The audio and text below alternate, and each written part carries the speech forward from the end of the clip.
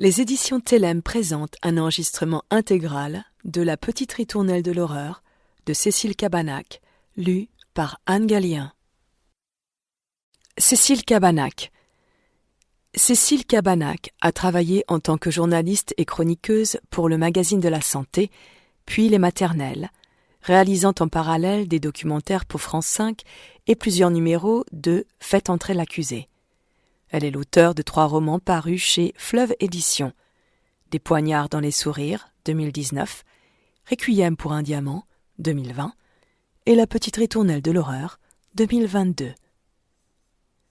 La Petite Ritournelle de l'horreur. À Joseph, mon trésor. L'enfer est vide, tous les démons sont ici. De William Shakespeare. Pourquoi faire souffrir quelqu'un d'autre ? Souffrir soi-même suffit. De Joyce Carol Oates. Pio Acenza. La vieille bâtisse rongée par le salpêtre fut arrachée à l'obscurité par les phares d'une Opel Corsa en fin de course.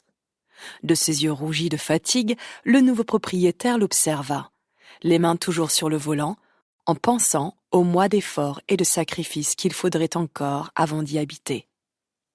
Puis il se saisit du sandwich et de la canette de bière posée sur le siège passager, sortit de son véhicule et pénétra dans la maison ouverte aux 4 vents.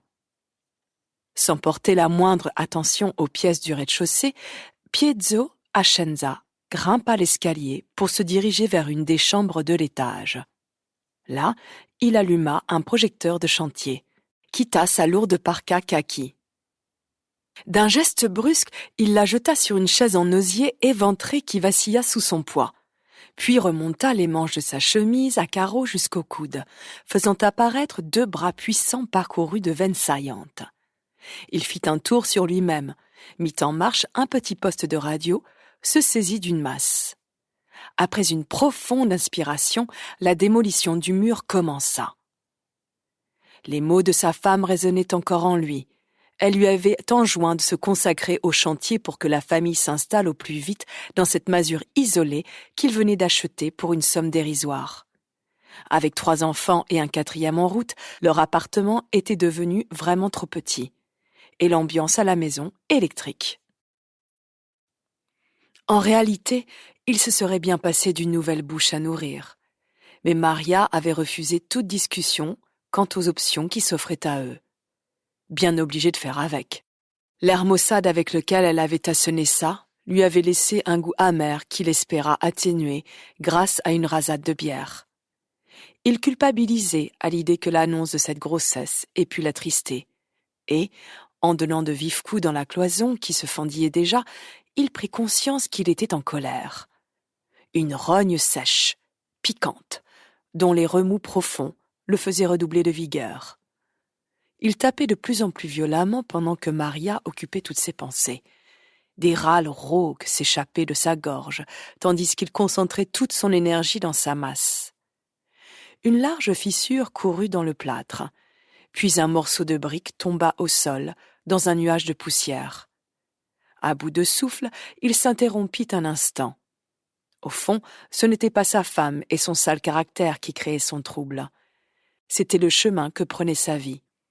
Cette trajectoire impossible à maîtriser. Il était inquiet. Subitement, la journée de boulot pesait sur ses bras. Il aurait peut-être pu reporter les travaux au lendemain. Après tout, on n'était plus à un jour près. Maria serait déçue du retard pris, mais il avait désormais l'habitude de ses reproches incessants. Pio chancelait de fatigue en observant le mur. D'ailleurs, sa vue se brouillait. Plusieurs fois, il cligna des yeux, tant il lui semblait que l'espace autour de lui ondulait. D'une pression du doigt, il fit cesser le rap irritant que crachait la radio. Une migraine pointait. Malgré ses élancements, il examina de nouveau la cloison. Là, dans un trou d'à peine 10 centimètres, un détail attira son attention. Un petit morceau de chiffon apparaissait dans la brèche. Le propriétaire s'accroupit lentement, tâta l'orifice, puis tira sur le tissu. Le plâtre s'effrita tout autour en produisant le son d'une fine grêle. Pourtant l'imprimé bleu pâle lui résistait. Fébrile, il poursuivit la démolition alors que des gravats giclaient dans tous les sens. Puis, soudain, une odeur nauséabonde se répandit dans la pièce, comme une bête menaçante. La frayeur le mordit si fort qu'il se mit à reculer. Ses yeux exorbités fixaient la cavité qui, telle une gueule béante, laissait entrevoir l'étoffe sur laquelle il pouvait à présent distinguer le visage sérigraphié d'une idole d'adolescente. Un violent tremblement agita son corps. Qu'est-ce que ça veut dire ? Son estomac, lui, savait déjà. Il se contracta brutalement, au point que Pillot dut se mettre à quatre pattes sur le ciment froid. Des larmes embuèrent ses yeux, tandis qu'un second spasme lui nouait les tripes, mais, malgré la puanteur qui envahissait l'espace, il sut qu'il devait se ressaisir. Pour savoir, éloigner le doute, combattre la peur. Encore 2 coups de masse.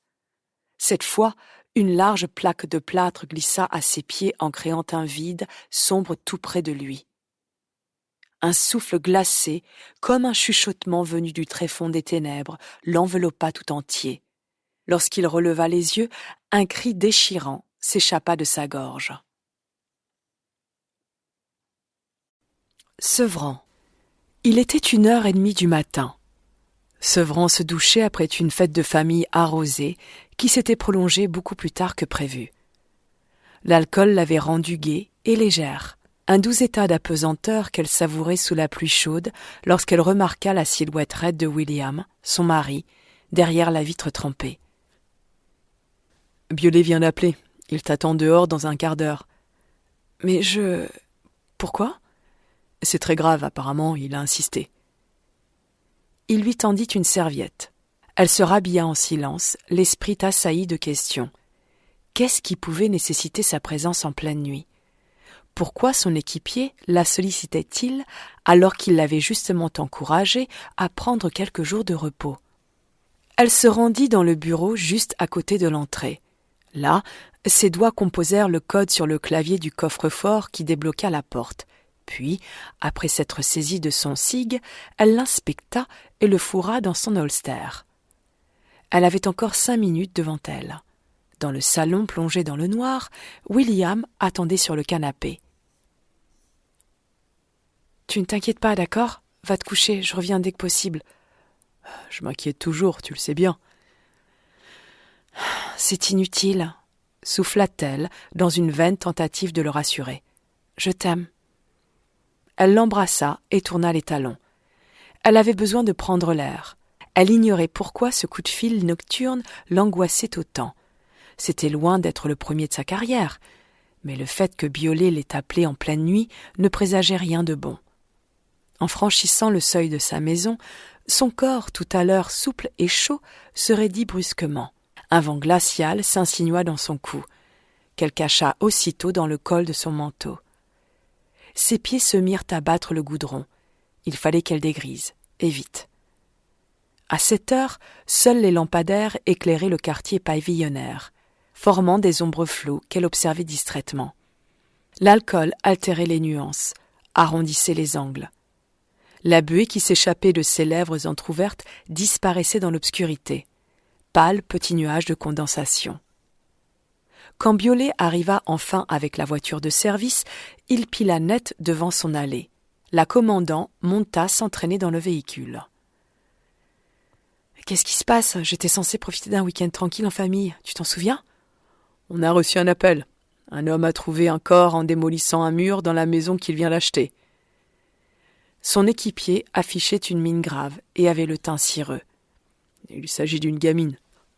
La sobriété de ses dernières paroles la fit frissonner. Les prunelles noires de son collègue se plantèrent dans les siennes pour un échange complice et muet. À présent, sa lucidité créait des angles vifs, des lignes coupantes et des couleurs criardes dans le décor. Les corps démembrés, lacérés, poignardés, les petits vieux maltraités, battus à mort. Ensemble, Biolay et elle avaient eu leur lot d'atrocités qui avaient fini par les endurcir. Mais les enfants, ça non. Elle ne s'y ferait jamais. L'image de Manon lui vint à l'esprit.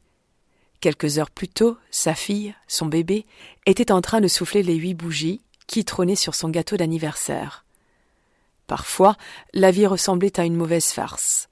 Cueilli au beau milieu de la nuit dans le confort de sa paisible existence, Sevran sentit l'effet d'un violent tupercute en pleine figure.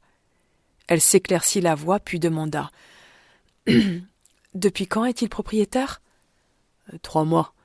Il y a 2 semaines, il a commencé à y faire des travaux après le boulot. Il a 3 gosses. Il est en état de choc. » La commandant se passa une main tremblante dans les cheveux. « On a écarté la possibilité qu'il y ait d'autres corps ?»« Pas complètement. » Les maisons, les arbres, les panneaux en bord de route, elle regarda toutes ces choses ordinaires comme autant de repères d'un monde qui allait chavirer. « Ça va aller, toi ?» s'inquiéta-t-elle. « Oui, Julie vient de partir à la maternité. Elle doit accoucher d'un moment à l'autre. Mais sa mère est auprès d'elle. Et puis, je préfère, enfin, tu sais... » Sevran s'abstint de lui conseiller de rejoindre sa compagne, car, 2 ans plus tôt, celle-ci avait mis au monde un bébé mort-né. La douleur et l'incompréhension avaient alors plongé le couple dans une détresse infinie. Et si, au prix d'un travail acharné, Biolay était parvenue à remonter la pente, dans le petit pavillon familial, la chambre censée accueillir l'enfant, elle était restée fermée à double tour jusqu'à ce que l'espoir refleurisse enfin. La commandant, qui connaissait son ami par cœur, savait qu'il redoutait cette naissance avec autant d'intensité qu'il la désirait. « Cette fois, on risque de prendre de sacrés coups, » murmura Biolay. « On fait comme d'habitude, on se parle et on prend soin l'un de l'autre. » Son équipier s'engagea sur un chemin de terre encadré par de hauts arbres que seuls les phares éclairaient. Après un virage à droite, l'enquêtrice découvrit les gyrophares qui tournaient dans la nuit et les puissants projecteurs qui inondaient la façade d'une vieille bâtisse d'une lumière presque irréelle. À peine eut-elle posé le pied au sol qu'une tension désagréable lui raidit la nuque.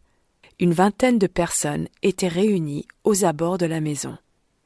Les techniciens de l'identité judiciaire, qu'elle connaissait pour la plupart, s'affairaient dans leurs combinaisons blanches. Des regards lourds se croisèrent.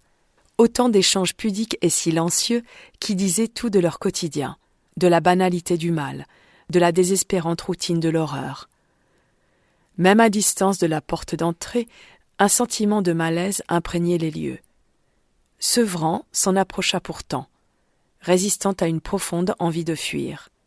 Elle serra poliment quelques mains avant de pénétrer à l'intérieur. Là, elle traversa une pièce où un monticule de carrelage encombrait le sol, puis une autre où les lattes d'un plancher étaient méticuleusement rangées en piles contre un mur. Elle se laissa guider par les ombres et les chuchotements des collègues jusqu'à l'étage supérieur. Entra dans un espace exigu que le propriétaire avait dû vouloir agrandir, peut-être pour accueillir la chambre d'un enfant.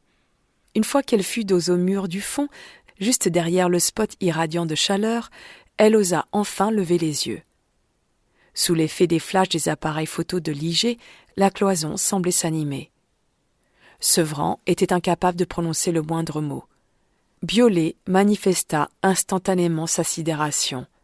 Devant eux, dans le trou, un squelette, debout, sans doute celui d'une adolescente de 13, peut-être 14 ans. Elle portait un haut à la gloire d'un chanteur de K-pop que l'enquêtrice reconnut car Manon faisait partie de ses fans, et un vestige de jupe en jean trouée. La commandant nota qu'une ballerine blanche habillait encore son pied droit. L'odeur laissait penser que la putréfaction n'était pas totalement terminée. Une fureur sourde se forma quelque part dans sa poitrine. Elle la sentit se déployer en elle, comme les bataillons d'une armée. Ce spectacle atroce la bouleversait. Après s'être raclé la gorge, elle s'adressa à un policier de la scientifique. « Depuis combien de temps ?»« 4 mois, peut-être 5. Il faut vérifier le reste du mur. On vous attendait, on va s'y attaquer. »« Bien. » Sevran se détourna pour échapper à la vision cauchemardesque, espérant que ça suffirait à calmer les palpitations de son cœur. Son équipier la regardait, toujours hagard. Tu sais, tu peux encore foncer à la maternité. On est assez nombreux ici. » Biolay secoua silencieusement la tête. Pourtant, son appréhension était palpable. « Tout va bien se passer, ne t'en fais pas. » tenta-t-elle de l'apaiser. À cet instant, le procureur, Antoine Edelman, nouvellement nommé, pénétra à son tour dans la pièce. Presque aussitôt, ses pupilles se dilatèrent comme deux lacs sombres face au petit corps. Sevran, elle, resta immobile. Elle observait les membres de la scientifique effectuer leurs relevés sans que son cerveau parvienne vraiment à analyser ce qu'elle voyait. Soudain, un policier vint donner un violent coup de masse dans le mur, faisant sursauter tout le monde. Hormis les gravats qui chutaient au sol, certains lourdement, d'autres en pluie fine, un silence lugubre accompagnait ces gestes. L'officier s'acharnait depuis presque 5 minutes lorsqu'un cri finit de glacer l'atmosphère. Fébrilement, la commandant fit un pas sur le côté pour avoir une vue dégagée sur le nouveau trou qui s'était formé. Un autre corps, un autre enfant, un garçon à en juger par les vêtements qu'il portait. La nausée s'empara d'elle. Très vite, Edelman ordonna le sondage de toute la maison, et Sevran décida de s'éloigner, laissant le champ libre au technicien. Elle se réfugia dans la voiture où Biolay ne tarda pas à la rejoindre. Tous deux passèrent la nuit là, immobiles et muets, acteurs impuissants d'un cauchemar.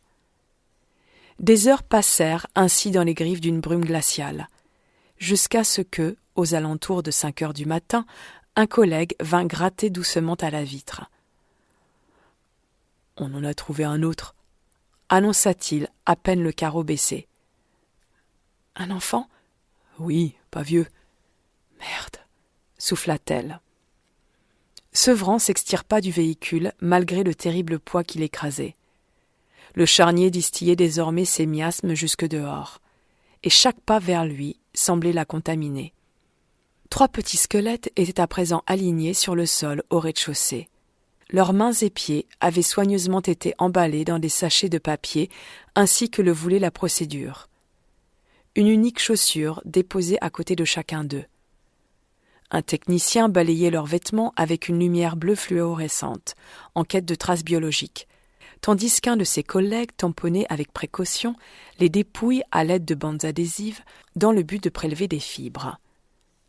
En s'approchant, l'odeur mit de nouveau à rude épreuve les tripes de la commandant. Mais elle s'efforça de rester concentrée sur les corps, sur leurs crânes aux orbites immenses, sur leurs habits poussiéreux. Dans son dos, elle sentait qu'Edelman l'examinait avec froideur. « Il n'avait plus qu'une chaussure au pied droit », expliqua alors un technicien. « Celui qui a fait ça a dû conserver la deuxième en trophée », hasarda Biolay. « Possible », murmura Sevran. « En tout cas, on a des victimes des 2 sexes. Il arrive souvent dans les meurtres d'enfants que le tueur n'ait pas de préférence de genre. D'ailleurs, il ne les a même pas déshabillés. » Son coéquipier, qui surplombait désormais le cadavre du dernier gamin découvert, garda le silence, comme absorbé dans ses pensées. « Qu'est-ce qu'il y a ?»« Ce maillot de foot, il me rappelle quelque chose. » Puis il s'adressa aux 2 techniciens. « Est-ce que vous pouvez retourner ce corps, s'il vous plaît ?» L'opération, délicate, sembla interminable. Suarez, équipe de Barcelone. Lut Sevran. Elle étudia les poignets osseux et découvrit, à la limite de l'emballage en papier, un petit bracelet recouvert de poudre de plâtre. D'une main gantée de latex, elle le frotta. Aussitôt, une couleur fluorescente apparut. Une sorte de médaille était accrochée au lien. « C'est impossible !» souffla Biolay, sonné. « Quoi ?» « En 2015, un gamin de 13 ans, Enzo, a disparu à Clermont. Je t'avais demandé d'auditionner son père biologique chez lequel il devait se rendre. »« Je m'en souviens, le père n'avait pas vu son fils depuis des années. Tu crois que... » L'âge approximatif, la taille, le maillot, le bracelet fluo, ça fait pas mal de points communs. Elle échangea un regard grave avec son équipier, puis sortit pour rejoindre le jardin, qui paraissait avoir été laissé en friche depuis bien longtemps. Une envie de vomir l'étreignait. Cette enquête, menée 4 ans plus tôt, pour retrouver le jeune garçon, avait profondément affecté Biolay. Sa frustration et son sentiment d'impuissance avaient d'ailleurs alimenté de longues conversations téléphoniques entre eux. Autant dire qu'une telle résurgence ne pouvait pas tomber plus mal pour lui.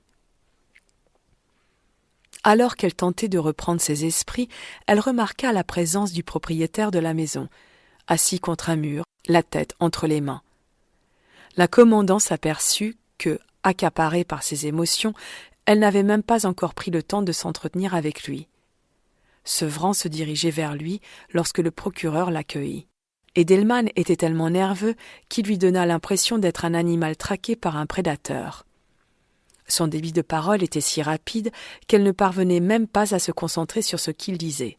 « Quand comptez-vous faire votre conférence de presse ?» le coupa-t-elle enfin. « Je viens de vous le dire, dans 3 heures. »« Bien, nous vous apporterons tous les éléments nécessaires d'ici là. »« Vous n'avez pas compris, je veux que vous soyez avec moi. »« Je crois que je serai plus utile sur le terrain. »« Ne discutez pas, vous venez, c'est tout. » Elle jura intérieurement et son agacement redoubla quand un journaliste, maintenu à distance par la rubalise, la héla. À travers les arbres nus, elle constata que le défilé des camions de télévision débutait. Même si des plantons s'occuperaient de les contenir tous, bientôt des flashs crépiteraient un peu partout dans la nuit. À une quinzaine de mètres d'elle, Biolay, adossée à une voiture, était concentrée sur l'écran de son portable.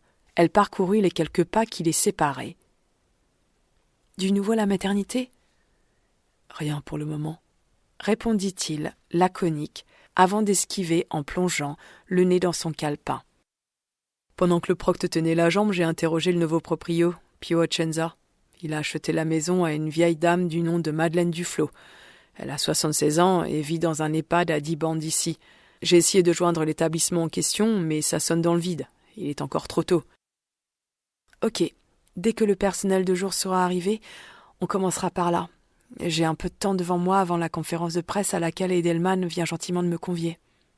Une faible clarté affleurait derrière un amas de nuages noirs quand les 2 flics quittèrent les lieux. Dans le rétroviseur, plus la masure rétrécissait, plus Sevran sentait ses crocs desserrer leur emprise sur elle. Une indicible sensation de soulagement l'envahit, créant un vide qui l'accompagna tout au long du trajet, jusqu'au panneau blanc indiquant l'EHPAD Saint-Nicolas. À l'accueil, elle présenta sa carte à une jeune femme qui informa immédiatement le directeur qu'on souhaitait le rencontrer. Quelques minutes plus tard, un homme vêtu d'une veste pied-de-poule marron faisait son apparition dans le hall. Il les salua en s'attardant sur leurs visages anxieux et crispés et leur proposa un café avant de les interroger sur le motif de cette entrevue.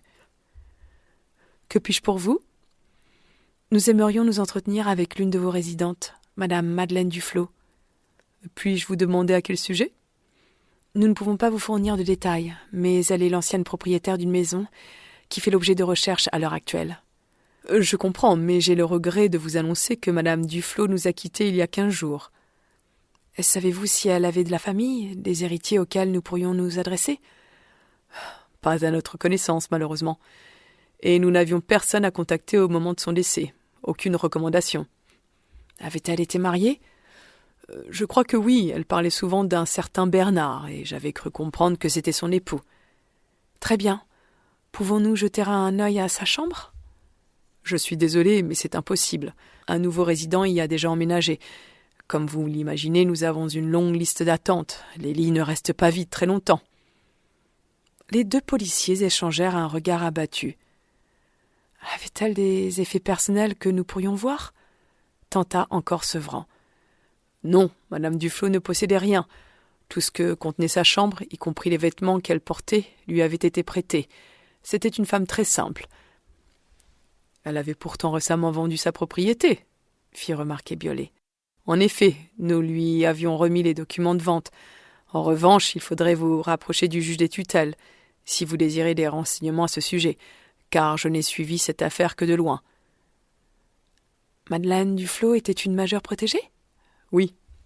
Et qui était son tuteur ? Vous savez, nous avons 32 résidents. Je serais bien incapable de vous répondre comme ça. Naturellement. Nous pourrions peut-être nous rendre à votre bureau pour accéder à son dossier ? insista la commandant. C'est ma secrétaire qui s'occupe de la paperasse, et elle n'est pas encore arrivée. Je suis sincèrement navré, mais je ne vais pas pouvoir vous aider davantage. Les 2 flics quittèrent l'établissement les pieds lestés. Madame Duflot était donc une vieille femme isolée, résuma Sevran. Ça ne nous avance pas beaucoup. Concentre-nous sur ce qu'on a, l'enfant au maillot de foot et peut-être Enzo. Je vais demander aux collègues de Clermont de soumettre sa mère à un test ADN. Ensuite, je ferai le tour de tous les signalements de disparition de gamins. Très bien. Demande à Kervan, Ortiz et Dombard d'interroger les voisins, le maire du village, tous ceux qui pourraient être au courant de ce qui a pu se passer dans cette baraque. Et bien sûr, s'il y a de nouveau à la maternité, je ne veux plus te voir dans les parages. Promis. Biolay la déposa aux abords de la maison avant de foncer au commissariat. En remontant le chemin jusqu'au jardin, elle dépassa un nombre impressionnant de voitures et de camionnettes affichant les logos de chaînes de télévision et de radio. « On peut avoir une déclaration ?» lança une voix derrière le ruban, maintenu par des policiers en uniforme. « Pas pour le moment, merci. » Elle perçut les soupirs agacés, ne s'en émut pas, et accéléra le pas lorsqu'elle remarqua le légiste assis sur une marche, une cigarette à la main.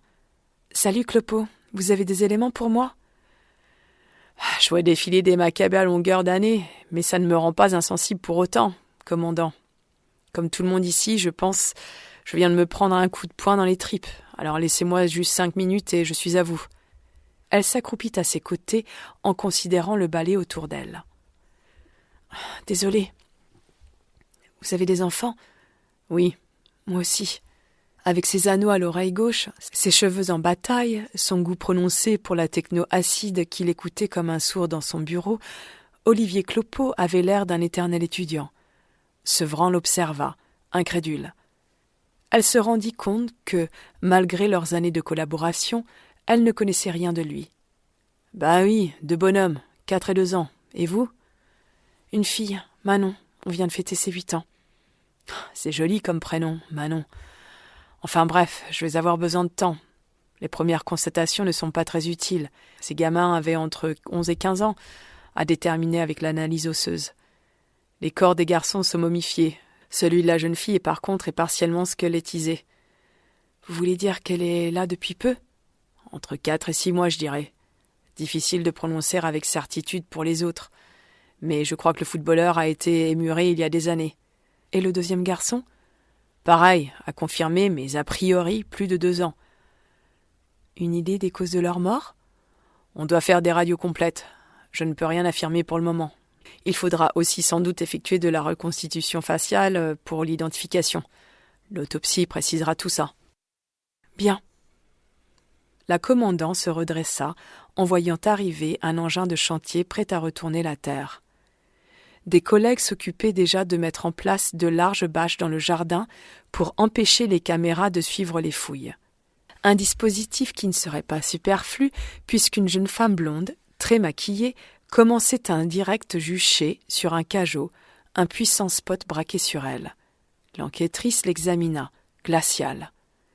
Tous ces journalistes piaffaient d'impatience et voulaient connaître les détails les plus lugubres. C'était à croire que le monde avait sombré dans la folie. Elle salua la légiste puis rejoignit Edelman, dont le niveau de nervosité était encore monté d'un cran. « Du nouveau ?» lui demanda-t-il. « L'ancienne propriétaire, Madame Duflot, est morte il y a 15 jours. Par contre, nous avons peut-être une piste pour le garçon au maillot de foot. En 2015, lorsque Biolay était à Clermont-Ferrand, il a traité une affaire de disparition dont le signalement correspondrait. Nous souhaiterions faire une comparaison ADN avec sa mère. Il avait un suspect à l'époque ? Le beau-père du gamin avait un casier pour violence aggravée. La DRPJ l'avait dans son viseur, mais sans témoignage, sans preuve et sans corps. Ils n'ont pas pu faire grand-chose. Et pour les autres ? Nous allons effectuer des recherches dans nos fichiers. D'après Clopo, les 3 enfants n'ont pas été emmurés à la même période, mais il va nous falloir un peu de temps pour établir les dates de décès. « Du temps !» répéta le procureur, sans qu'elle parvienne à décrypter l'humeur qui se cachait derrière son intonation. La pièce du 3e étage de l'hôtel de police, réservée habituellement aux réunions, s'était transformée en salle de conférence de presse. Jamais Sevran n'y avait vu autant de personnes entassées. Jamais une telle effervescence n'avait régné en ce lieu. Les caméras au fond étaient braquées sur un pupitre que l'on avait installé pour l'occasion. Edelman se tenait aux côtés de la commandant, le nez dans ses notes, pendant qu'elle scrutait l'écran de son portable à intervalles réguliers. L'ambiance était électrique, et l'exercice auquel le magistrat allait se livrer ressemblait à un numéro d'équilibriste. Sevran, qui n'avait aucune intention d'y prendre part, espérait qu'il serait le plus rapide possible. Lorsque le procureur prit enfin la parole, il la monopolisa durant plusieurs minutes avec efficacité. Cet homme appréciait apparemment que l'attention se porte sur lui. La petite estrade le grandissait de quelques centimètres, et, dans son costume lanvin bleu marine, il ne manquait pas d'élégance. Son charisme eut d'ailleurs l'air de charmer les journalistes, puis la mitraille commença. « Connaissez-vous l'identité des enfants ? » ?»« Pas pour le moment. »« Pourriez-vous reprendre les questions, s'il vous plaît, on entend mal. » lança une voix agacée. « Non, nous ne connaissons pas encore l'identité des enfants. »« Combien sont-ils ? » ?»« Des recherches sont actuellement en cours sur l'ensemble de la propriété pour déterminer le nombre exact des victimes. »« Oui, mais là vous en avez combien ?» insista son vis-à-vis. « À l'heure où je vous en parle, nous avons découvert 3 corps. » Soudain, la reporter blonde que la policière avait repérée plus tôt dans le jardin se saisit du micro et s'adressa directement à elle. « Commandant, Louise Courbevoie pour la chaîne 7/7. Est-ce que le propriétaire a un casier judiciaire ?» Edelman se retourna vers Sevran avec sévérité, tandis qu'elle remuait la tête en signe de dénégation. Les vérifications dans ce sens avaient déjà été effectuées. « Mais êtes-vous sûr que cet homme n'a rien à se reprocher ?» appuya la jeune femme. Le magistrat invita l'enquêtrice à le rejoindre sur l'estrade. Elle s'exécuta de mauvaise grâce et répondit d'une voix blanche. Le propriétaire réalisait des travaux et a immédiatement fait appel à la police lorsqu'il a découvert un premier corps. Nous avons bien sûr vérifié son casier judiciaire qui est vierge. Il est sous le choc et a été pris en charge par une unité psychologique. Quant à la personne qui lui a vendu sa maison récemment, il s'agissait d'une dame aujourd'hui décédée. Notre travail d'investigation se poursuit.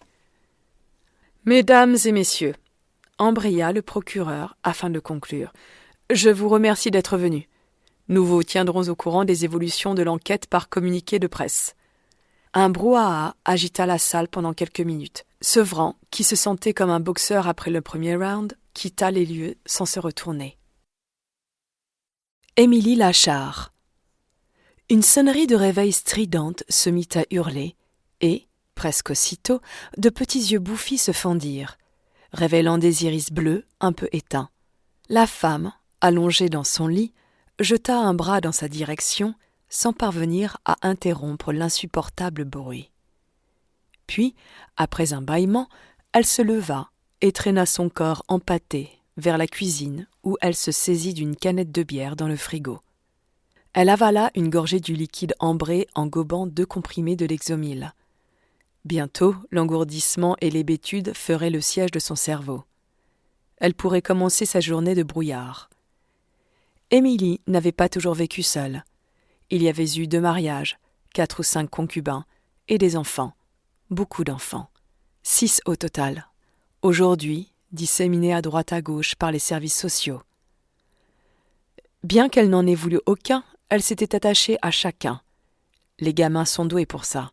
Les bébés surtout, avec leurs œillades amusées et innocentes, crament vite le cœur. Seule avec eux, elle aurait pu y arriver. Elle en était persuadée. En fait, dans sa vie, c'étaient les hommes qui avaient tout gâché. Dès qu'ils s'étaient installés avec elle, il leur avait fallu leur môme à eux, comme si la marmaille autour ne suffisait pas. Et, chaque fois, son ventre s'était arrondi. Son premier mari, Christophe, l'avait trompée dès qu'elle avait atteint le 4e mois de grossesse. Leur union avait duré tout juste 1 an. Parti avec la voisine. Le 2e, Ionut, n'avait pas fait beaucoup mieux.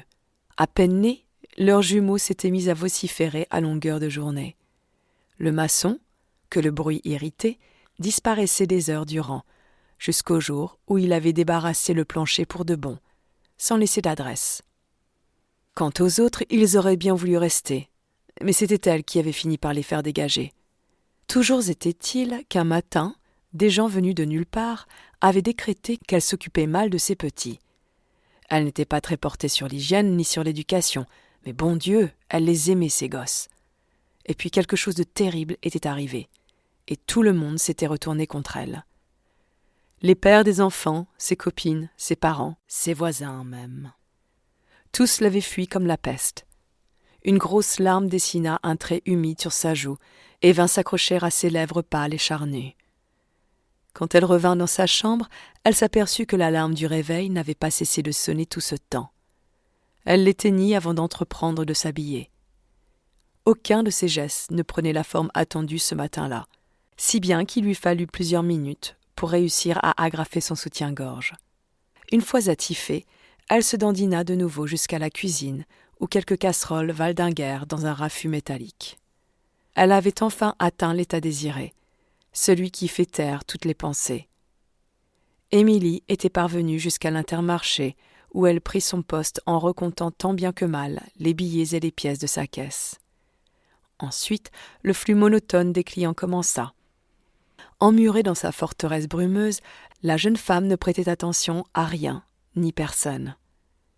Les paquets de riz suivaient les biscuits, qui suivaient eux-mêmes les légumes. Cette routine était rassurante, comme des balises dans la nuit dont il fallait suivre le chemin. Ainsi, rien de bon ni de mauvais ne l'atteindrait jamais plus. Lorsqu'un lot de couches Pampers roula sur le tapis, son cœur se serra pourtant. Que faisaient ses enfants, à cet instant?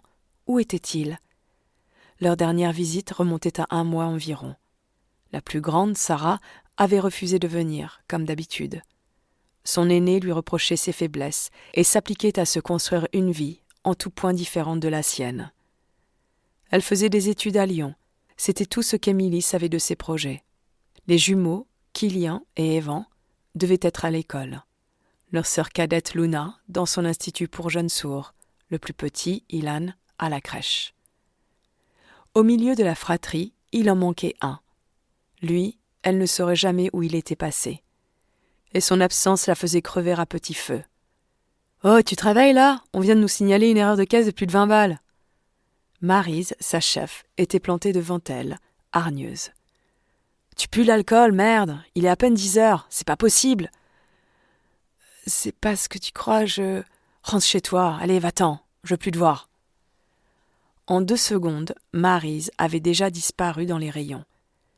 Sous les regards goguenards de ses collègues, la jeune femme quitta sa chasuble rouge qui portait l'inscription « À votre service » dans le dos.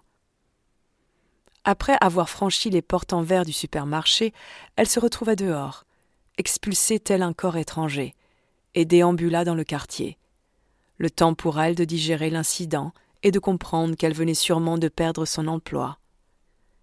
Une angoisse l'étreignit à la perspective de cette journée seule, sans activité. Elle en avait conscience, les tranquillisants gobés lors de son succinct petit déjeuner ne pourraient pas combler le vide. Cet insupportable vide. Ses yeux vitreux balayèrent les alentours et repérèrent un bar à l'angle d'un square. Émilie se hissa sur un tabouret en s'accrochant au zinc comme à une bouée de sauvetage. Derrière son comptoir, le gérant affichait une expression sévère. « Qu'est-ce que vous prenez ? » ?»« Un whisky. Johnny Walker, à 7 heures ?» La jeune femme haussa les épaules, embarrassée, tandis que le barman posait déjà un verre devant elle. Une fois celui-ci à moitié rempli, il le poussa vers elle d'un geste plein de mépris. Émilie fixait la boisson avec envie, sans oser lever la tête. « Dis donc, Jeannot, laisse la dame souffler. Tu vois bien qu'elle a des soucis » s'exclama une voix éraillée au fond du PMU. Elle ne broncha pas, se contenta d'humecter timidement ses lèvres de spiritueux bon marché. « Hé, mais je te reconnais !» lança Lavinet qui approchait. « Mais si, t'es la mère du gosse qui a disparu. On parlait que de toi dans le coin il y a quelques années. Tout le monde s'était mis à chercher le môme. » De petits picotements parcoururent la peau d'Émilie, avant que ses pores se mettent à suer de l'acide brûlant. « Ouais, je m'en souviens. J'avais vu une battue des gendarmes à la télé. Mais toi, tu le cherchais pas trop, ton petit, hein ? Les flics pensaient même que tu l'avais descendu et que t'avais caché son corps quelque part. » Elle avala d'un trait le whisky, puis se laissa glisser du tabouret pour atteindre au plus vite la sortie. « Mauvaise mère, va !»« Je te préviens, c'est toi qui vas payer son verre. Tu pouvais pas lui foutre la paix, abruti !» râla le gérant. « Paraît qu'elle a tabassé son gosse avant de le tuer, espèce de sale monstre !» cria-t-il encore. Malgré la brume opaque qui l'enveloppait quand elle sortit du bar, aucune des piques de ce poivreau ne lui avait échappé. Elle sentit que la blessure enfouie au plus profond d'elle-même venait de se remettre à saigner. Damien Coire. Un soleil d'hiver caressait la guérite de surveillance où somnolait un jeune homme, la bonne vingtaine, cheveux châtains rasés de près sur les côtés, gominés sur le haut du crâne, son berger allemand fidèlement couché à ses pieds. Sous ses rayons intenses, l'agent de sécurité commençait à suer à grosses gouttes. Après avoir retiré sa veste, il feuilleta les quelques magazines pour adultes qui formaient une pile de papier écornée sur une tablette. Puis, comme toute cette chair siliconée n'avait aucun effet sur lui, il les referma et se mit à jouer à Candy Crush sur son téléphone. L'ennui, ce jour-là, était redoutable. Ce métier, pour être honnête, se révélait bien moins intéressant que ce que Damien Coire avait imaginé. Les journées mornes s'enchaînaient, sans surprise ni éclat. Il se tenait là, des heures durant, enfermé dans une boîte au milieu d'une enfilade d'entrepôts, désert pour la plupart, comme un gardien du vide. Une solitude qu'il retrouvait dans sa vie personnelle, puisqu'il vivait seul, sans famille ni amis. Aucune attache dans ce monde qui le faisait se sentir aussi consistant qu'une bulle de savon. Heureusement qu'il y avait sa chienne, Cheyenne, son unique repère, son unique amour.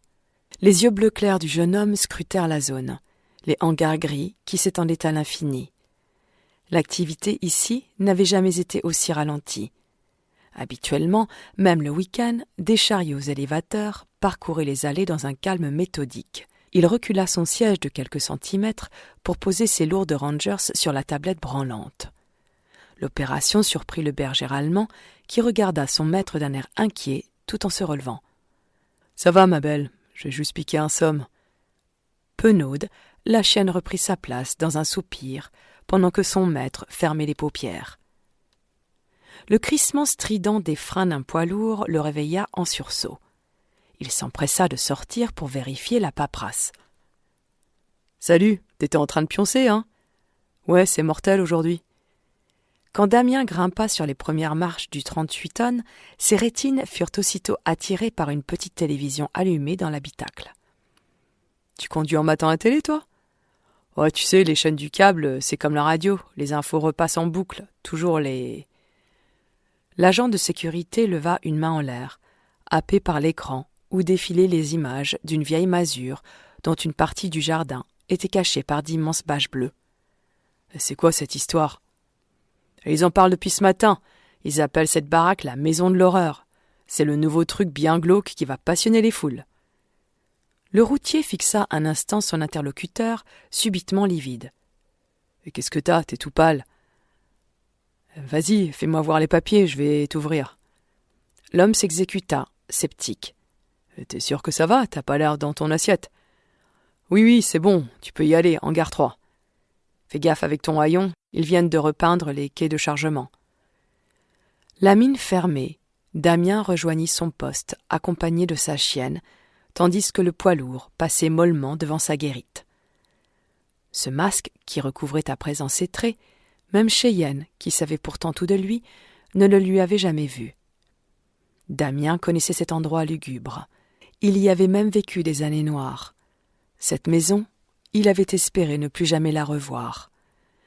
Un malaise le saisit, puis il se souvint des autres gamins qui vivaient avec lui. Des images floues de leur trogne traversèrent sa mémoire. Tous cabossés dès le plus jeune âge. Si les médias font tous raffut, c'est sans doute que Madeleine est morte, pensa-t-il sans parvenir à définir son état d'esprit. Malgré les années, cette femme sèche et mauvaise hantait toujours ses nuits. Encore récemment, il avait rêvé d'elle. Madeleine l'entraînait dans un phare battu par le vent et la houle, quelque part au bout du monde. Une fois arrivée au sommet, elle le poussait avec force. La chute vertigineuse, s'achever dans une atroce explosion de douleur. Ses membres brisés sur un banc rocheux, il devenait le jouet des vagues déchaînées et, avant de se noyer, sa dernière vision était celle du sourire sardonique de la nourrice. Jamais Damien n'avait compris pourquoi cette femme s'était entourée d'enfants alors qu'elle semblait tant les détester. Tout cela lui paraissait tellement loin et si proche à la fois. En tout cas, c'était étrange de sentir le passé ressurgir ainsi. Il fallait qu'il quitte son poste au plus vite.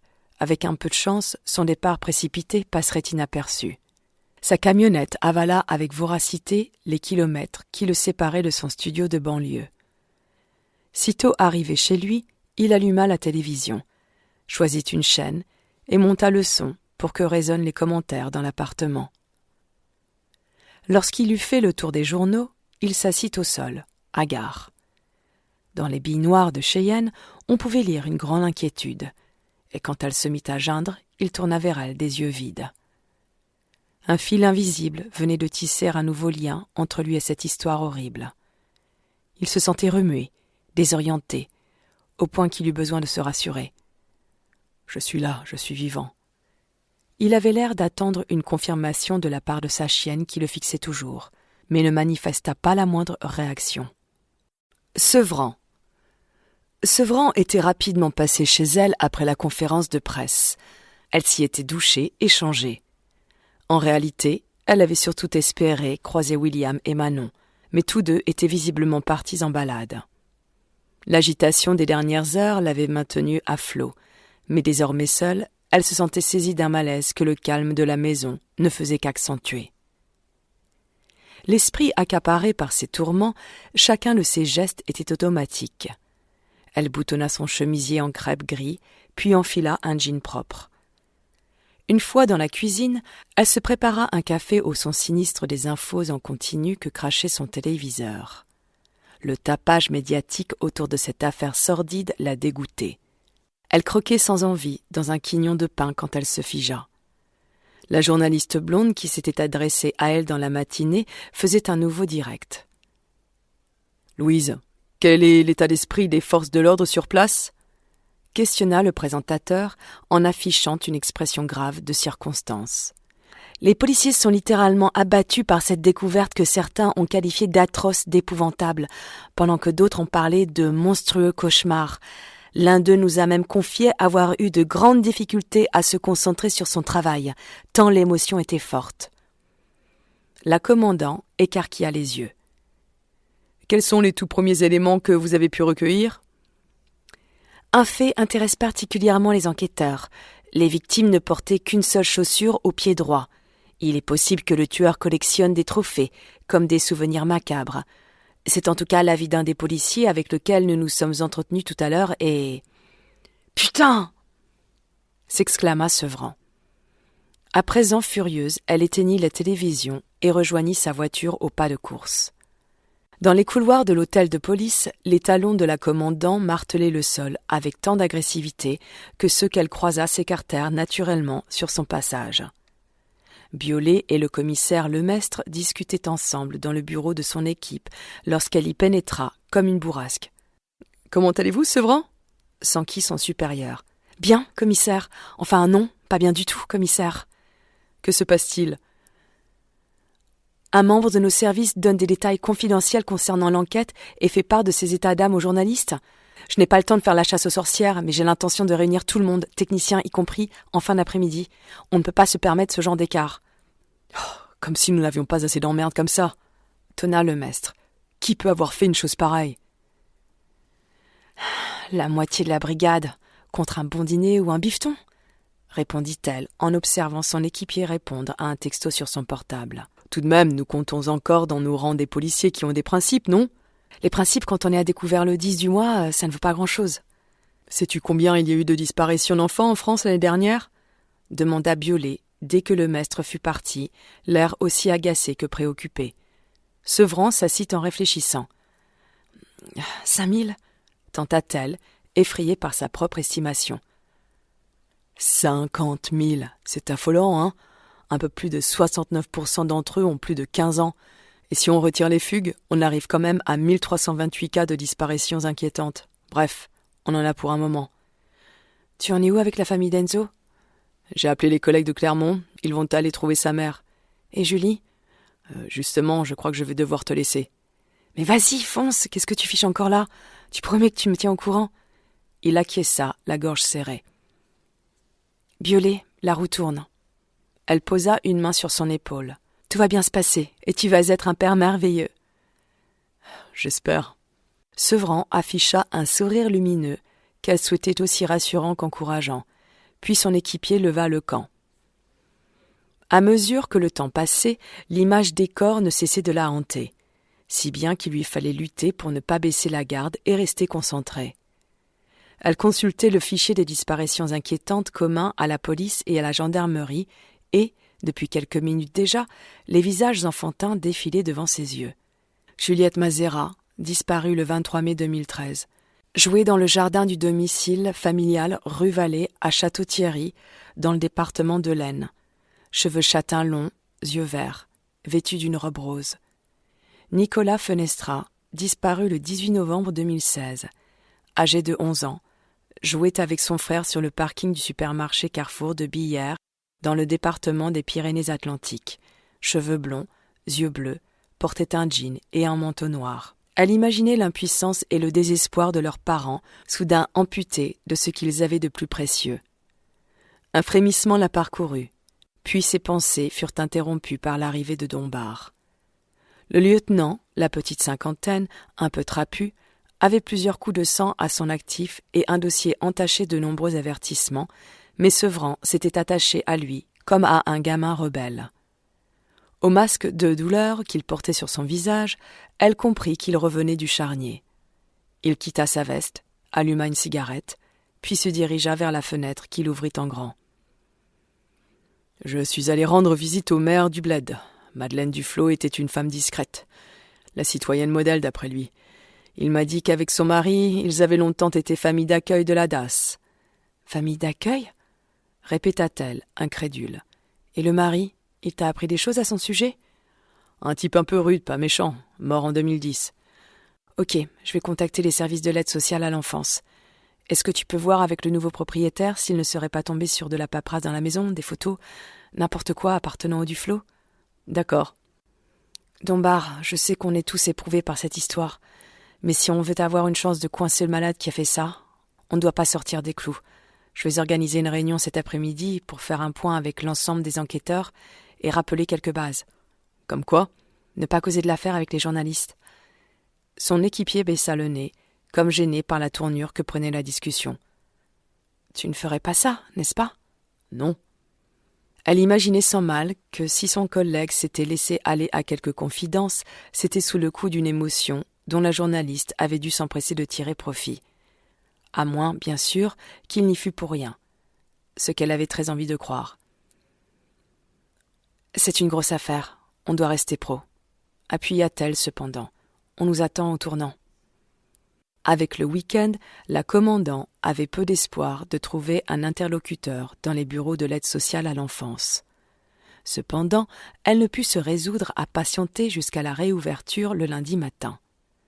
Elle passa donc de nombreux coups de fil, fit jouer son carnet d'adresses et, par chance, une de ses connaissances lui communiqua les coordonnées d'une responsable. Une dame dont l'efficacité était indiscutable, puisqu'elle lui proposa de sortir le dossier du couple Duflot dans l'heure. Enfin, une bonne nouvelle. En tant que famille d'accueil, les Duflot avaient dû recevoir des dizaines d'enfants dans leur foyer, et cette activité entrait étrangement en résonance avec leur affaire. Il était pourtant évident que les gosses découverts emmurés ne pouvaient pas avoir été placés là par la DAS. La datation de leur décès semblait l'exclure. Mais la petite voix intérieure de Sevran lui chuchotait de se pencher sur la personnalité ainsi que le passé de ce couple. Elle traversa Versailles en moins d'un quart d'heure, ce qui relevait du miracle. À son arrivée, elle scruta le bâtiment de l'ASE. Les fenêtres de type meurtrière et la façade blanc et marron donnaient à l'ensemble un air lugubre. Comment peut-on construire un truc aussi sinistre en pensant à des gamins ? Se dit-elle en franchissant la porte d'entrée. La directrice départementale qui l'a reçue s'appelait Sylvie Bonnefleur.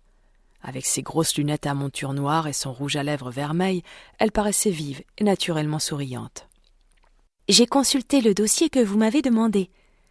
Avant de vous le laisser, je souhaiterais vous apporter quelques précisions. » « Je vous écoute. » Les Duflot ont obtenu l'agrément de famille d'accueil en 1985. Au début, les enfants ont été placés chez eux sur de courtes périodes, quelques semaines pour commencer. Ce n'est qu'à partir de 1990 qu'ils se sont vus confier des placements de longue durée. Je dois avouer qu'à l'époque, il n'y avait pas vraiment de formation ou d'enquête psychologique. Tout se faisait d'une façon, laxiste, tenta Sevran. Le terme est peut-être un peu fort, mais oui. Ils habitaient un petit pavillon vers Maurepas. Ils avaient la garde de 3 enfants issus d'une fratrie, des jeunes difficiles avec qui les choses se passaient plus ou moins bien. Dans notre métier, malheureusement, rien n'est jamais tout rose. Des humains, que strictement rien ne relie, se retrouvent du jour au lendemain à vivre ensemble, alors il y a parfois des tensions. Ensuite, ils ont déménagé dans une maison un peu isolée, dans le secteur des Menuls. Pendant longtemps, des enfants ont partagé leur quotidien. Il semble que l'éducatrice en poste à ce moment-là ait été négligente, si bien que ce n'est que plusieurs années plus tard, aux alentours de 2007, que nous avons appris que les Duflot n'étaient pas ceux que nous croyions. C'est-à-dire ? Ils se disputaient sans cesse. Le mari avait un problème avec l'alcool et son épouse était apparemment très sévère. Ils ont donc perdu leur agrément ? C'est ce qui aurait dû arriver, mais nos services manquaient de familles d'accueil. Par la suite, une enquête interne a révélé que l'éducatrice qui visitait les Duflot s'était prise d'amitié pour eux. Elle est restée sourde aux plaintes des gamins. Aujourd'hui, ça ne se passerait pas comme ça. La parole d'un enfant compte beaucoup plus. On ne la met plus en doute. « Je n'en suis pas aussi sûre », répliqua la commandant, sans cacher la colère qui montait en elle à la pensée de ce système incapable de protéger ses gosses déjà éprouvés par la vie. Il y a eu des affaires récentes qui ont malheureusement montré que les mêmes failles existaient toujours, des cas de viol notamment. En tout, combien y a-t-il de placements chez eux ? 15. Tous les noms sont dans le dossier. Nous perdons la trace de ces jeunes dès qu'ils atteignent l'âge de 18 ans. Est-il possible que certains d'entre eux aient subi des maltraitances, des sévices ? Oui, c'est possible. Je sais que ce constat est terrifiant, mais nous faisons ce que nous pouvons avec les moyens que l'on nous donne. Et si les choses sont loin d'être parfaites, elles s'améliorent lentement. Nous avons des familles exceptionnelles qui nous redonnent espoir tous les jours. Face à l'émotion de la responsable, Sevran prit conscience que son ton avait été dur et accusateur. Après tout, la police n'avait de leçons à donner à personne. Elle tenta donc de se radoucir avant de la remercier pour son aide. Puis, le dossier coincé sous le bras, elle quitta le bâtiment d'un pas vif. En conduisant, les yeux de la commandant ne cessaient de faire des allers-retours entre la route et la pochette posée sur le siège passager. La conversation avec la directrice lui donnait l'impression de s'être enfoncée un peu plus dans les profondeurs d'une eau sombre et glacée. À l'instant même où les services sociaux avaient choisi de détourner le regard, ces gamins avaient dû se sentir pris au piège, emmurés. Après avoir affronté quelques embouteillages sur le chemin du retour, elle se gara enfin et fit un détour par une boulangerie où elle commanda un saucisson beurre et une bouteille d'eau. Les circonstances lui coupaient l'appétit, mais il fallait bien avaler quelque chose. Lorsqu'elle pénétra dans son bureau, elle avait déjà mangé la moitié de son casse-croûte. L'autre moitié atterrit dans une poubelle pleine à ras-bord. Malgré la présence de Kervan et Ortiz dans la pièce, il y régnait un silence lourd, inhabituel. Nathalie Kervan était plongée dans un rapport qu'elle venait d'imprimer. Cette petite femme menue aux traits durs faisait preuve d'une rigueur au travail qui lui valait toute la confiance de Sevran. David Ortiz, son équipier, affichait quant à lui une mine toujours anxieuse. Son ton, un brin cynique, associé à un manque de tact patent, avait blessé bien des susceptibilités au sein du commissariat. Tous deux formaient le binôme parfait. Kervan était posé et réfléchi, Ortiz sanguin et impulsif. La première releva la tête et fit un résumé de l'enquête de voisinage à sa supérieure. Il y a une maison située à environ 1 kilomètre. Le propriétaire, un vieil homme du nom de Barnabé Fouque, m'a donné quelques infos sur Bernard. Il y a des années, ils se sont querellés au sujet d'un arbre que Duflo a abattu alors qu'il était planté bien au-delà des limites de sa propriété. Ça a viré à la baston, et Fouque s'est retrouvé à l'hôpital avec le nez cassé. Quelque temps plus tard, 1 mois ou 2, il est tombé sur un chat éviscéré dans son jardin, accompagné d'un petit mot contenant des menaces. « As-tu envie de finir ainsi ?» Sevran soupira. « Est-ce qu'il a vu ou entendu des choses particulières dans cette baraque ?»« Non, mais il m'a dit que Madeleine était restée alitée très longtemps avant d'aller en maison de retraite. »« Ah bon ? Et qui s'occupait d'elle ?»« Si elle était alitée, quelqu'un devait bien venir lui faire à manger ou l'aider à se laver, non ?» J'ai appelé l'EHPAD. Ils confirment que Madeleine est arrivée très affaiblie chez eux, il y a seulement 2 ans. Or, d'après Fouque, elle ne bougeait plus depuis au moins 6 ans. Mais il a l'air un peu sénile, il se plante peut-être. La commandant ne comprenait pas pourquoi le directeur avait omis ce détail pendant leur entretien. Lors de sa prise en charge par son établissement, la vieille femme était-elle déshydratée, dénutrie, présentait-elle des marques de maltraitance ?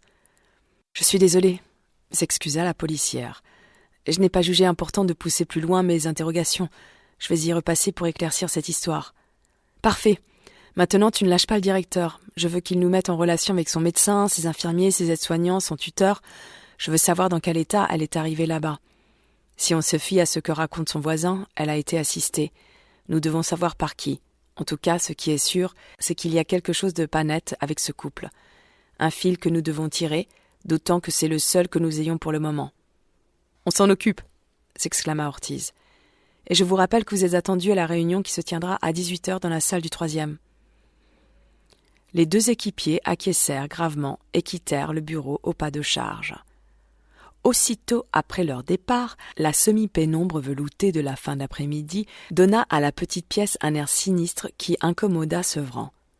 Toutefois, après avoir jeté un coup d'œil nerveux à sa montre, elle se remit au travail. Dombar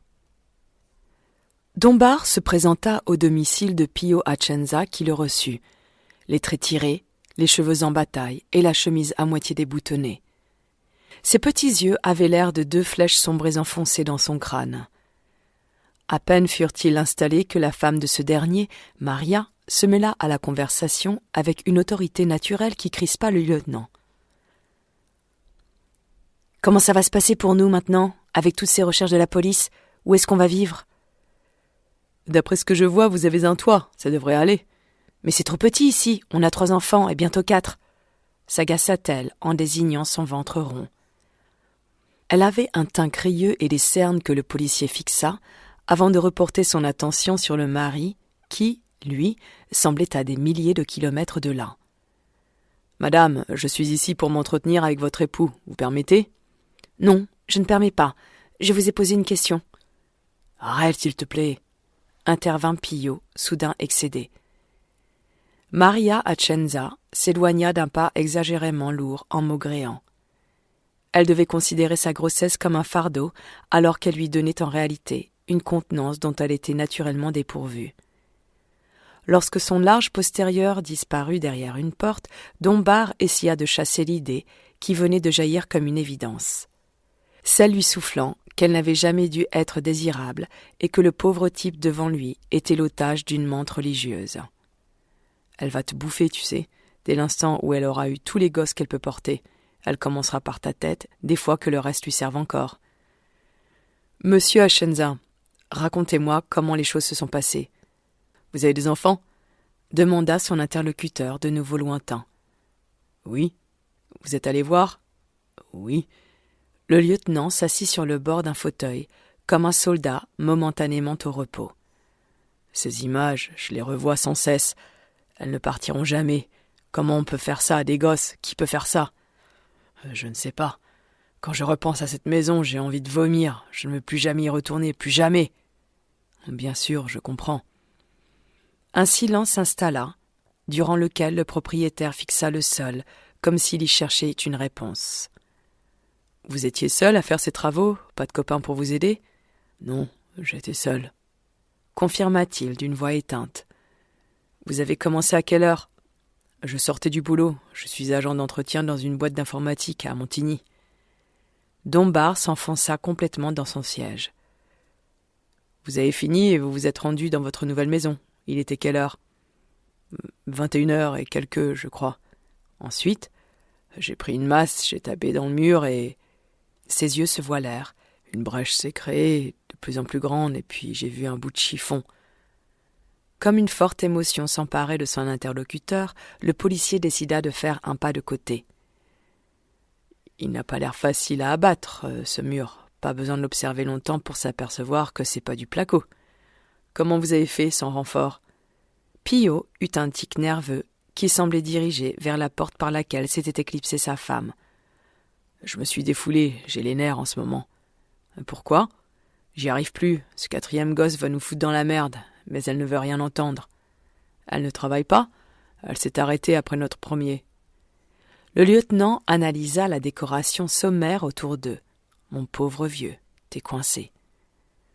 Et pourquoi avoir acheté cette vieille bâtisse, si vos finances sont si désastreuses ? Pour son prix. Et combien elle vous a coûté ? 85 000. En effet, une sacrée affaire, siffla le policier. Une affaire, ouais, lâcha Pio, amer. Vous avez rencontré l'ancienne propriétaire, Madeleine Duflot ? Non, jamais. Même pas chez le notaire. Comment ça s'est fait alors ? L'agence immobilière a fait passer les documents à la maison de retraite et tout nous est rapidement revenu signé. Le nom de l'agent en charge de la vente ? Hervé Cresson, je crois, mais il vaut mieux demander à ma femme. Je le ferai. Avez-vous trouvé sur place des souvenirs, des choses qui appartenaient à l'ancienne propriétaire ? Il y avait des cartons remplis de paperasse, des vieux trucs qui traînaient au sol. Comme quoi ? Des rideaux, des habits déchirés, on a fait un grand feu dans la cour. Vous n'avez rien gardé ? Non, il ne me semble pas. Maria ? Après qu'il eut hélé son épouse, ils entendirent du bruit derrière la cloison, suivi d'un long soupir, puis l'intéressé se présenta dans l'encadrement de la porte. « Qu'est-ce qu'il y a » souffla-t-elle. « Tout ce qui est resté dans la baraque, on l'a brûlé, hein ?» Elle lança un coup d'œil furtif au lieutenant avant de répondre. « Oui, tout était dégueulasse. » Vous pouvez me préciser quoi exactement ? Des vieilleries, des papiers, des bassines en plastique dans lesquelles je ne ferais même pas boire un chien tellement elles étaient sales. Tout était répugnant. « Absolument tout ?» insista-t-il en plantant ses prunelles dans celles de la femme. « Oui, tout. » Bon, très bien. Je vais vous laisser, mais si un détail vous revient, ou si vous remettez la main sur un élément qui se trouvait là-bas, sait-on jamais, vous m'appelez à ce numéro, conclut-il en tendant sa carte à Maria, qui se saisit en reculant d'un pas. Et sinon, quand est-ce que Pio pourra reprendre les travaux ? Questionna-t-elle, toujours en boucle. Le mari se redressa d'un coup, ulcéré. Tu ne crois même pas que je vais y retourner ? Elle est à nous, cette maison, il faut bien la retaper et emménager. Alors tu t'y installeras toute seule.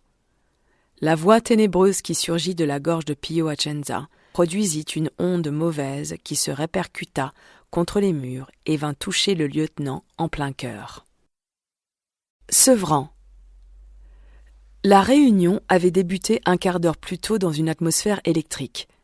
Tous les policiers, techniciens, légistes liés à la découverte des corps dans la maison des Ménules écoutaient à présent gravement la commandant qui leur communiquait un premier rapport d'enquête. Sevran faisait face à une vingtaine de personnes. Dans le fond, Clopo, tout de noir vêtu, emmêlait nerveusement une mèche de cheveux autour d'un de ses doigts, le regard absent.